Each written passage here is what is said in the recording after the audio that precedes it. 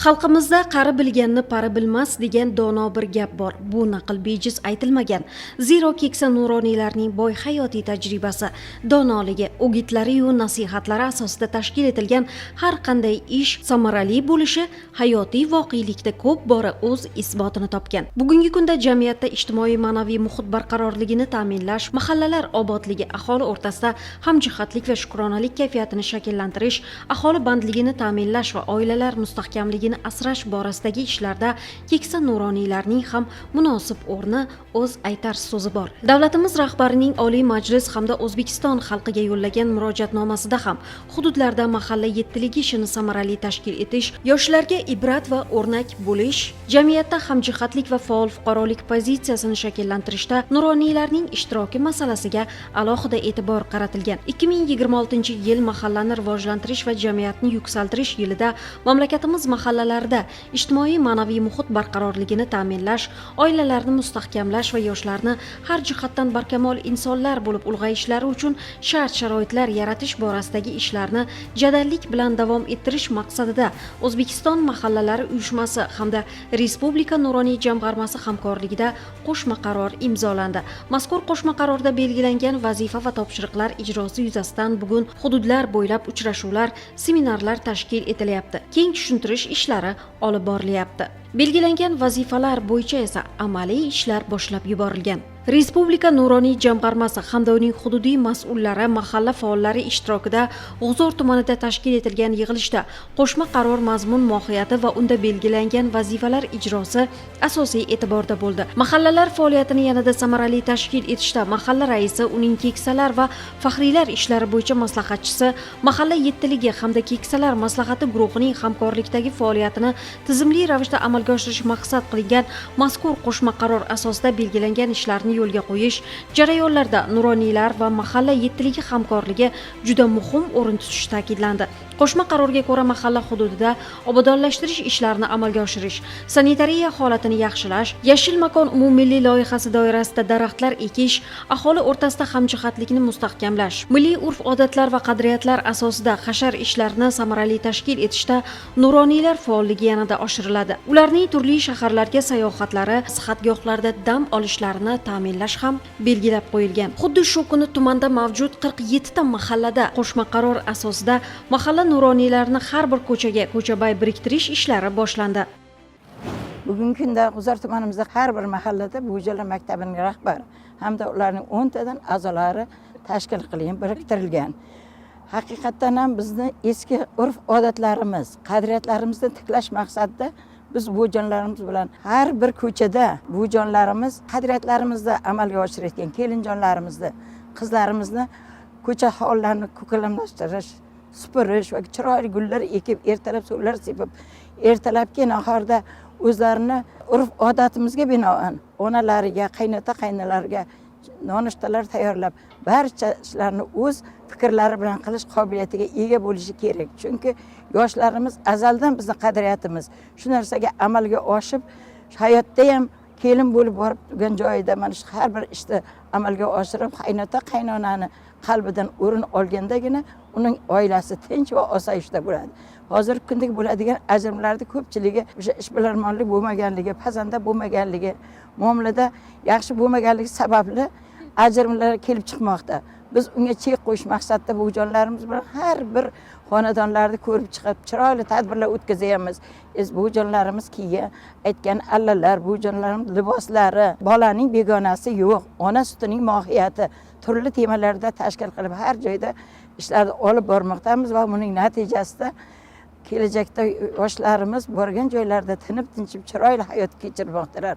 Biz shukrona zamonda yashayapmiz. Keksa avlodda ham, yoshlarda ham hammasi uchun shart-sharoitlar, imtiyozlar berilib, sharoitlar yaratib berilgan vaqt. Har bir nafasimizga, har bir qiladigan ishimizga shukrona aytishimiz kerak va yurtimizda tinchligi uchun duoda bo'lishimiz kerak. Albatta, mana shu onalarimizni tarbiyasi, onalarimizni hayotga bo'lgan qiziqishi va farzandlarga bo'lgan tarbiyasidan kelajakda mana olimlar, professorlar, buyuk insonlar bo'lib chiqishini tarafdor bo'lib shu ishlarga bosh qo'shdik. Yurti uchun xizmat qiladigan, elga foydasi tegadigan insonlar bizning G'uzorimizdan juda ko'p chiqqan. Bu jonlarimiz hamma maktab, bog'chalarda boshlang'ich sinf qizlariga odob ostonadan boshlanadi. So'zamollik kimni foydasi? Shirin so'z aql mezoni degan turli mavzularda olib borilyapti. Yil davomida har bir qizlar bilan uchrashishda oldimizga maqsad qilib qo'ydik. Maqsadimiz ularni chiroyli, odobli, axloqli, insofli, diyonatli kelajakda bir xalqiga, yurtiga foydasi tegadigan inson bo'lib yetishishini tarafdorimiz. Kelajakda ishlarimizni shu yo'nalishda davom ettirib, tumanimizda hech bir ajrim bo'lmasligini va farzandlarimiz eng aqlli, esda, oqila oila sohibasi bo'lishini ta'minlaymiz. Mahallalarda, tumanimizda ijtimoiy, ma'naviy muhitni barqarorlashtirishga o'z hissamizni qo'shamiz. Tumanimiz bo'yicha 40 ta mahallada 40 ta keksalar maslahati guruhi ish faoliyat olib bormoqda. Bugungi kunda mahallamizda 900 dan oshiq xonadon bo'lib, unda 4000 dan ortiq aholi istiqomat qiladi. Biz bugungi kunda mahallamizda ayniqsa mana shu yoshlarni ijtimoiy jihatdan qo'llab-quvvatlash maqsadida, ularni bandligini ta'minlash maqsadida, ajrim yoqasiga kelib qolgan oilalarni mustahkamligini ta'minlash maqsadida mahalla yettiligi bilan birgalikda ishlar olib bormoqdamiz. Endi mahallamizda mana shu yoshlarni, ularni ijtimoiy qo'llab-quvvatlash, ularni bandligini ta'minlash maqsadida 1+10 loyihasi bo'yicha, ya'ni birta nuroniy 10 ta yoshga mas'ul loyihasi bo'yicha ish olib bormoqdamiz. Xususan mahallamizdagi nuroniylar bilan birgalikda 3 avlod uchrashuvlari tashkil qildik bizlar. Har bir oila tinchligi bo'yicha bir qancha tadbirlar tashkil qildik. Aynan mahalla yettiligi bilan olib borgan hamkorligimizdagi ishlarimiz natijasida 2 ta ajrim yoqasiga kelgan oilalar yarashtirildi. 5 nafar yoshlarni bandligi ta'minlandi. Ular o'z oilasiga daromadlar olib kela boshladi. Bugungi kunda ham mana shu ishlarimizni davom ettirib kelmoqdamiz. Mana shu mahallamizda olib boriladigan mahalla obodonligi, yashil makon umummilliy dasturi bo'yicha olib boriladigan ishlarda ham biz mahalla yettiligi bilan nuroniylarni ham hissalarimiz bor. Shu mahallalardagi xonadonlarga kirganimizda tomorqadan samarali foydalanish bo'yicha kerakli bo'lgan maslahatlarni berib bormoqdamiz. Kezi kelganda ularga masalan urug'larni qay vaqtda ekish kerak, ularga qanday agrotexnika ishlovlarini berish kerakligi to'g'risida, shu nihonlarni qanday parvarish qilish kerakligi to'g'risida ham biz amaliy tushuncha berib boryapmiz xonadonlarga. Xonadonlarimizda olib borgan ishlarimiz natijasida har bir qarich yerdan unumli foydalanib, odamlar o'z tomorqasiga foydalanyapti. Kerakli bo'lgan mahsulotlarni yetishtirib, ro'zg'or uchun daromad olyapti. Shaxsan men o'zim misolimda keltiradigan bo'lsam, o'zimni tomorqamda fasllarga qarab birinchi marta men arpa bug'doy ekdim. Arpa bug'doydan keyin tariq ekdim.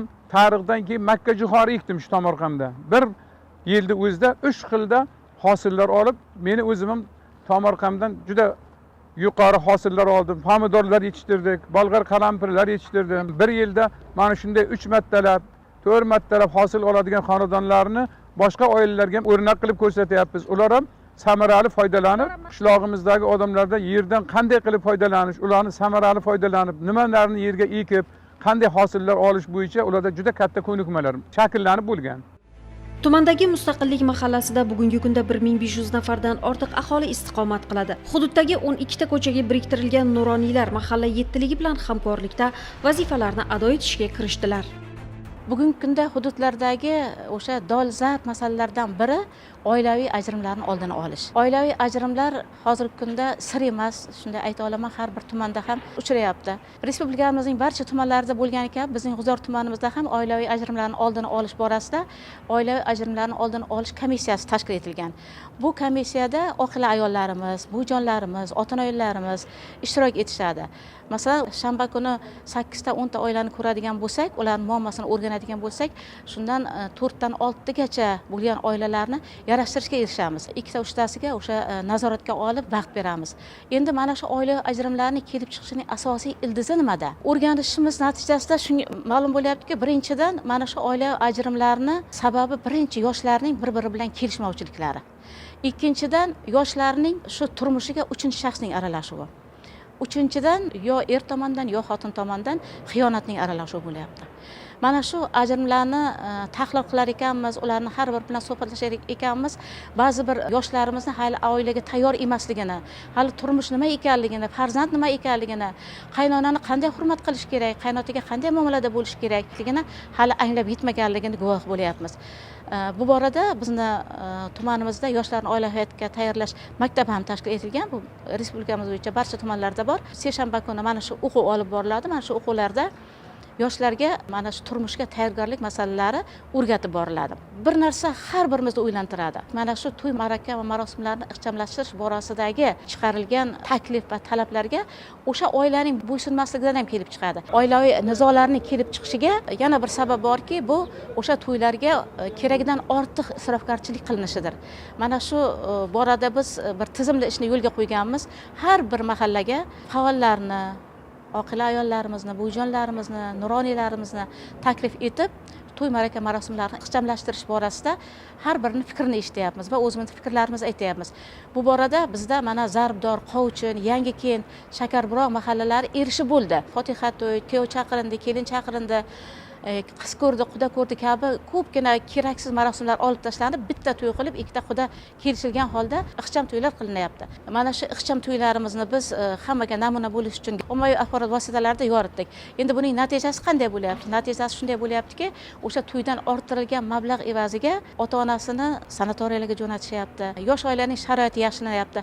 Bundan tashqari biz har bir borgan joyimizga o'sha yosh oilaga qimmatbaho sovg'alar, katta o'sha nima deymiz, mebellardan tashqari bittagina kitob javon va kitobi bilan tashkil qilishni hammasiga taklif qildik. Mana bu narsa hozir amalga oshdi. Mana Saboq mahallasidan mana shu narsa amalga oshdi. Kitob o'qigan oilada ijtimoiy ma'naviy muhit barqaror bo'ladi, sog'lom bo'ladi, fikri teran bo'ladi, turmushning bir qadriga yetadigan bo'ladi. Bu borada keng ko'lamli ishlarimiz hali davom etyapti. Mana shunday hamkorlikda olib borilayotgan ishlar natijasida albatta oilalar mustahkamlanadi, oilalarda ma'naviy muhit yanada sog'lomlashadi. G'uzor tumanida 47 ta mahalla fuqarolar yig'ini mavjud bo'lib, har bir mahallada keksalar maslahat guruhi rahbarlari biriktirilgan. Rahbarlar mahalla fuqarolar yig'inining maslahatchisi hisoblanadi. Har bir keksalar maslahat guruhi rahbarining 15 tadan a'zosi bor. Tumanimizda keksalar maslahat guruhi rahbarlari bilan birgalikda biz jamoatchilik asosida ishlarni amalga oshirib boramiz. Yaqinda qabul qilingan Nuroniy jamg'armasi respublika boshqaruvi bilan birgalikda respublika mahalla uyushmasi bilan birgalikda amalga oshirilgan qo'shma qaror asosidagi topshiriqlar tumanimizda izchil amalga oshirilib bormoqda. Hozirda har bir mahalla fuqarolar yig'inidagi mavjud o'sha keksalar maslahat guruhi rahbarlari mahallaning 7 lik a'zolari bilan birgalikda mahallada mavjud ko'chalarni topshiriqqa asosan ko'chalarni obodonlashtirish bo'yicha har bir ko'chaga bittadan nuroniy otaxon yoki onaxonlarni biriktirish ishlarini amalga oshirdik. Bu mahalla 7 ligi uchun kerak bo'lgan katta ko'mak hisoblanadi. Chunki deganda bu faol nuroniylarimiz, mana shu keksalar maslahat guruhi rahbari va u kishining yonidagi a'zolari, keksa nuroniylar, ziyoli insonlarning hammasi birgalikda o'sha mahallada mavjud ko'chalarga biriktiriladi. Mana shu bahor fasli yaqinlashishi bilan Navro'z ayyom bayramlari arafasida biz hozir tumanimiz miqyosida obodonlashtirish ishlarini, yashil makon loyihasi asosida ko'kalamzorlashtirish, xonadonlarni obodonlashtirish, tozalik, obodonchilik ishlariga amalga oshirishni rejalashtirganmiz. Hamma jabhada mana shu bizning nuroniylarimiz bosh qosh bo'lib turibdi. Ushbu qaror asosida biz yo'l xaritasini ishlab chiqqanmiz. Jamiyatimizning iqtisodiy, ijtimoiy rivojlanishida, yoshlarni vatanparvarlik ruhida tarbiyalanishida, oilalarni mustahkamligini ta'minlashdagi ishlarga o'zimizning munosib hissamizni qo'shamiz.